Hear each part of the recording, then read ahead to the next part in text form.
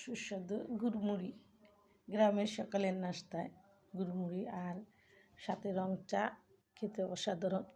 এটার সাথে যদি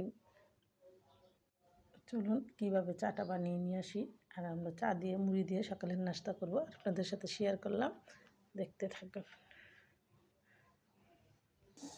দিয়ে দিলাম তেজপাতার গুঁড়া। এই তেজপাতার গুঁড়োটা খেলে ঠান্ডা কাশিগুলো কিছু থাকবে না, আল্লাহর রহমতে আমার একদম সুস্থ হয়ে যাবে। আমারও ঠান্ডা লাগছে। আর দিয়ে দেবো সামান্য একটু চাপাতি, আর আমি চুলাটা এখন বন্ধ করে দেবো, আর জাল দেবো না। দেখেন চায়ের কালারটা কত সুন্দর আসছে, নামিয়ে নেব। আর এটার থেকে একদম কাঁচা পাতির ঘ্রাণ আসবে। আমি সবসময় চা বানাইলে চা পাতি দিয়ে আর চায়ে জাল দিই না, হয়ে যায়।